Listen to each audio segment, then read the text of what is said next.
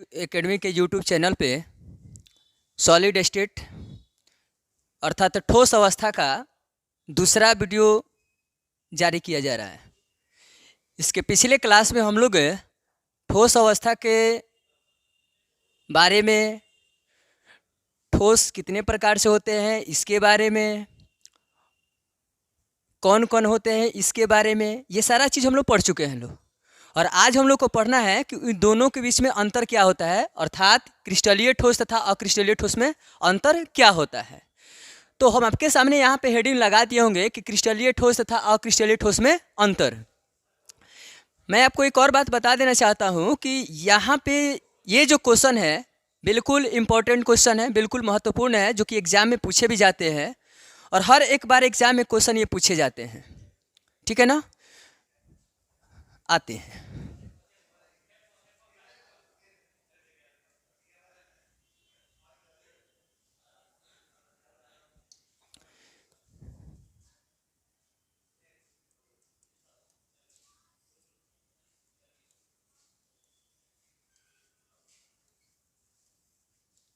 इनके अवयवी कण, इनके अवयवी कण एक निश्चित क्रम में, एक निश्चित क्रम में व्यवस्थित रहते हैं, व्यवस्थित रहते हैं,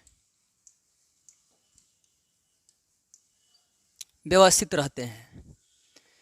जबकि इनके अवयवी कण, इनके अवयवी कण एक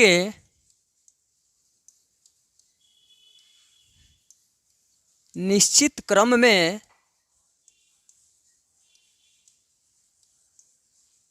व्यवस्थित नहीं रहते हैं, व्यवस्थित नहीं रहते हैं।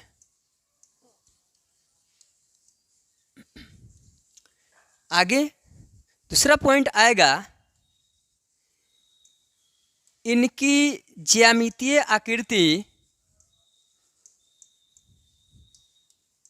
ज्यामितीय आकृति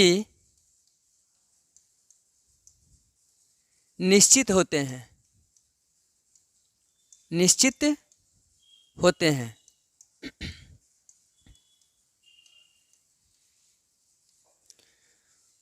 और इनके ज्यामितीय आकृति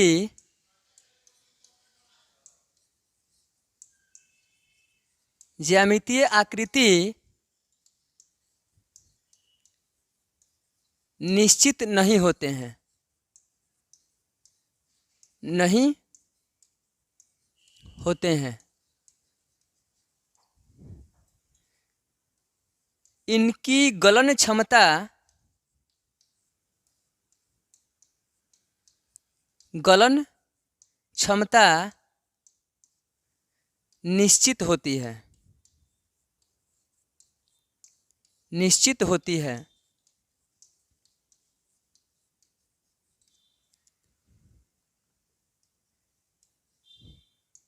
और इनकी गलन क्षमता,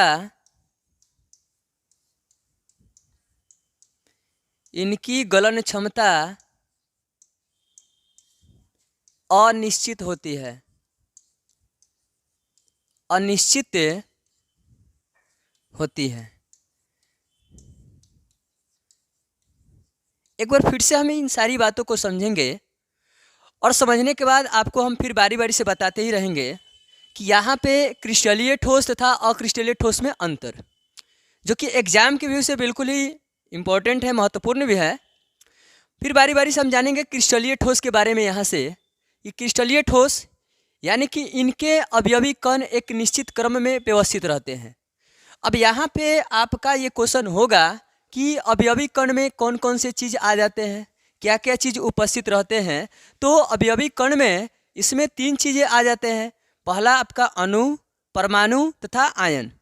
और ये बिल्कुल एक निश्चित क्रम यानी कि एक निश्चित व्यवस्था में उपस्थित रहते हैं, जबकि इनके अवयवी कण एक अनिश्चित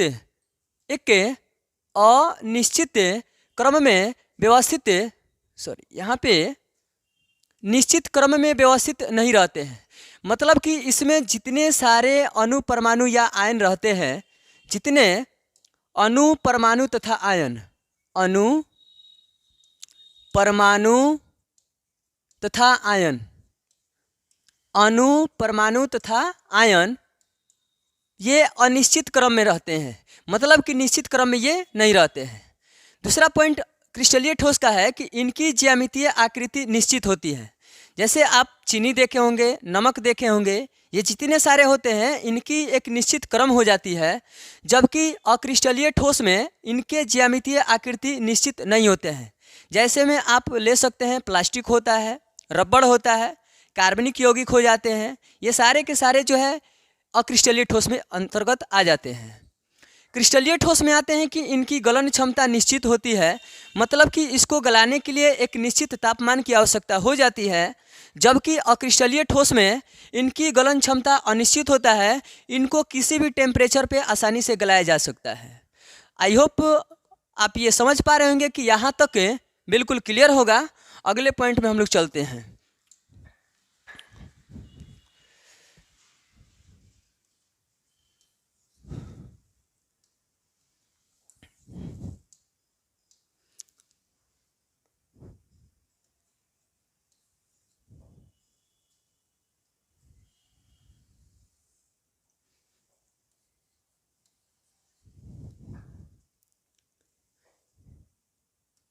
क्रिस्टलीय ठोस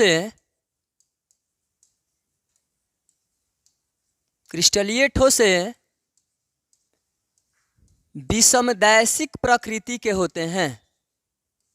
विषमदैशिक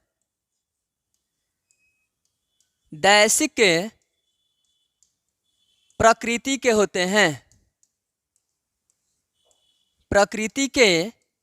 होते हैं, जबकि अक्रिस्टलीय ठोस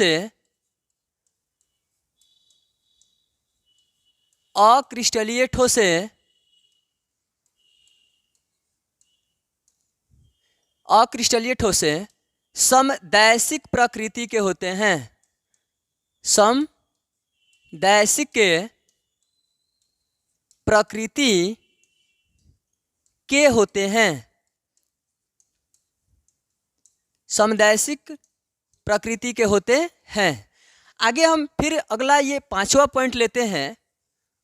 और ये होता क्या है कि जो क्रिस्टलीय ठोस होते हैं, अगर हम उसको किसी धारदार चाकू से काटते हैं तो बिल्कुल एक नियमित व्यवस्था में आसानी से कट जाते हैं। लेकिन अक्रिस्टलीय ठोस में अगर हम किसी धारदार चाकू से काटते हैं तो ये बिल्कुल अनियमित क्रम में कटते हैं। इन्हें चाकू से काटे जाने पर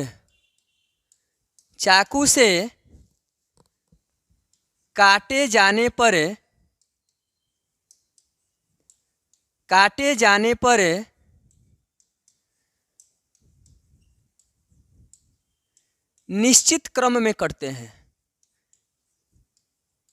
निश्चित क्रम में कटते हैं। और इन्हें चाकू से काटे जाने पर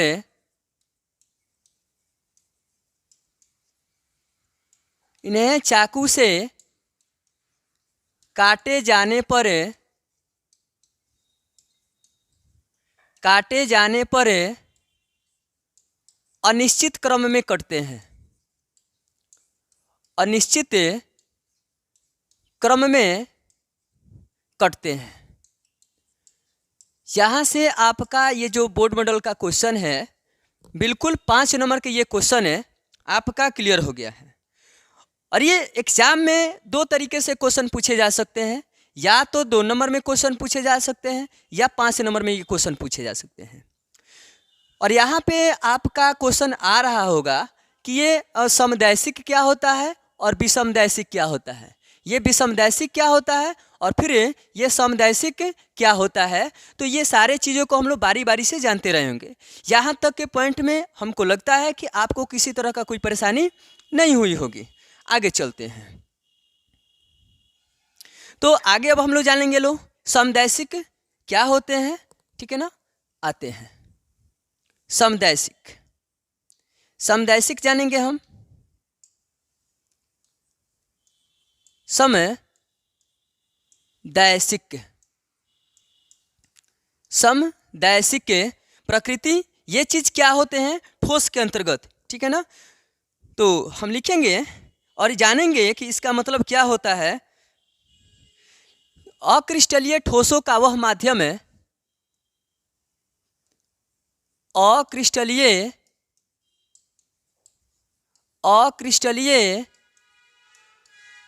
ठोस का वह माध्यम है, अक्रिस्टलीय ठोस का वह माध्यम है जिनके भौतिक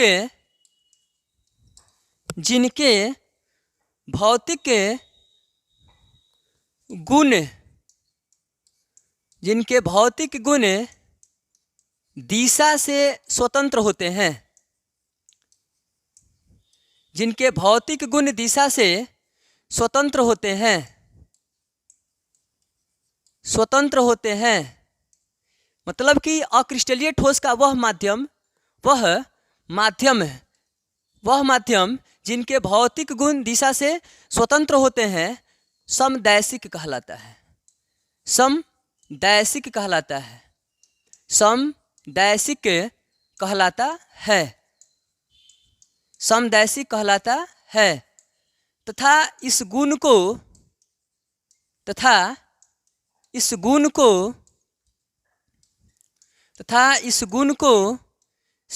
समदैशिकता कहा जाता है।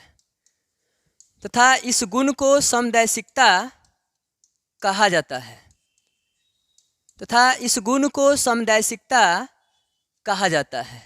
यहाँ तक ये नहीं कि एक बार इस बात को हम लोग फिर से समझेंगे लोग कि आखिरकार ये बोल क्या रहा है। जैसे मान लेते हैं कि अक्रिस्टलीय ठोस का वह माध्यम जिनके भौतिक गुण दिशा से स्वतंत्र होते हैं, मतलब कि इसके ऊपर किसी तरह का कोई रुकावट नहीं होता है, कोई बाधा नहीं आती है, बिल्कुल वो स्वतंत्र हो जाते हैं। तो इसे हम लोग समदैशिक कहते हैं। लोग क्या बोलते हैं बाबू? समदैशिक। तथा इस गुण को हम लोग क्या बोलते हैं? समदैशिकता कहते हैं। जैसे मान लेते हैं यहाँ पे हम आपको बता दें, जैसे रबड़, प्लास्टिक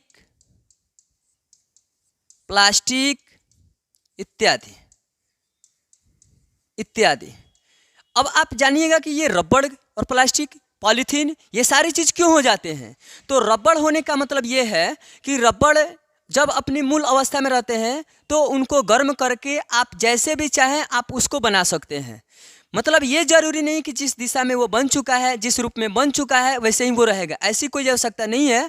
उसको गर्म करके ताप पर रख करके और उसको किसी भी दिशा में आसानी से बदला जा सकता है। इस आधार पे कहा जा सकता है कि ये अपनी भौतिक गुण दिशा से स्वतंत्र होते हैं। अगर हम बातें करते हैं प्लास्टिक का तो इसके साथ भी वही हाल होता है कि इसको गर्म करके किसी भी कंडीशन में, किसी भी स्थिति में ढाला जा सकता है। अगर हम बातें करते हैं पॉलीथीन का तो पॉलीथीन भी वही करता है। पॉलीथीन भी वही करता है, इसको गर्म करके और इसे किसी भी रूप में ढाला जा सकता है, इसको कोई भी रूप आसानी से दिया जा सकता है। तो ये आपका था समदैशिक प्रकृति का। आगे चलते हैं। यहाँ तक किसी को कोई दिक्कत परेशानी नहीं होगी, यह हम कोशिश करते होंगे या प्रयास करने की, समझाने की कोशिश करने की, आपको कोई दिक्कत परेशानी नहीं होती होगी। आगे आते हैं। आगे अब हम लोग पढ़ेंगे लो विषमदैशिक। विषमदैशिक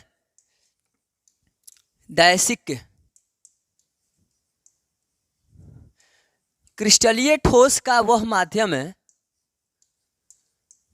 क्रिस्टलीय ठोस का वह माध्यम है जिनके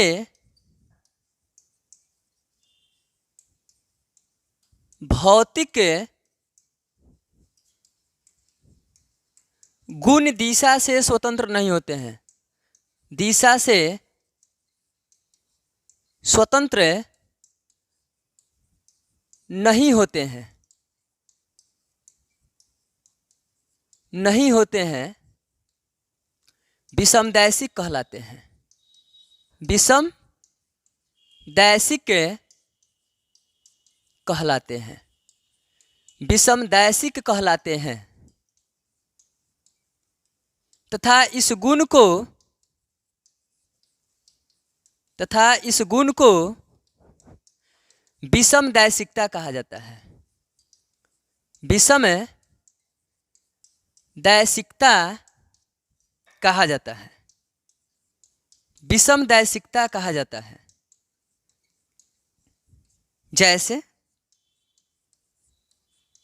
जैसे चीनी, नमक इत्यादि।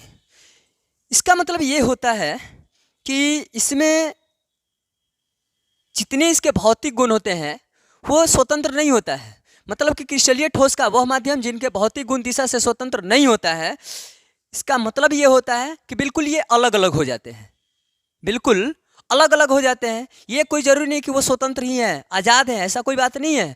स्वतंत्र नहीं होते हैं, विषमदैशिक कहलाते हैं तथा इस गुण को हम लोग विषमदैशिकता कहा जाता है। जैसे मान लेते हैं कि चीनी होते हैं, नमक होते हैं, तो ये सारे के सारे जो हैं ये आपके विषमदैशिक प्रकृति के होते हैं और इसके पीछे आप जो पढ़ें वो समदैशिक प्रकृति के होते हैं। तो यहाँ तक आपको सारी चीज़ें क्लियर हो गई होंगी। और मैं आपको एक और बातें बताता हूँ कि अगर आपको +2 की तैयारी करना है तो आप अच्छे ढंग से इस चीज़ को पढ़ते रहें, बढ़िया से पढ़ते रहें। क्योंकि इंसान के ज़िंदगी में उसकी सबसे बड़ी चीज़ होती है कि वो अच्छे ढंग से पढ़ाई करे। क्योंकि पढ़ाई करना और फॉर्मेलिटी निभाना दोनों अंतर है। पढ़ाई करना का मतलब कि वाकई करना होता है, ये ना कि बस क्लास ज्वाइन कर लिए, फॉर्मेलिटी निभा लिए और हो गई मेरी काम, ऐसी कुछ नहीं होती है। बिल्कुल बड़े आराम से पढ़ाई करनी है, मज़े से पढ़ाई करनी है। और अगर इस चैनल पे अगर आप नए हैं तो इस चैनल को सब्सक्राइब कर देंगे, बेल आइकन को दबा देंगे और इस पेज को लाइक कर देंगे। तो आज के लिए हम लोग इतना ही करते हैं, फिर इसके आगे अगले वीडियो में फिर मिलते हैं।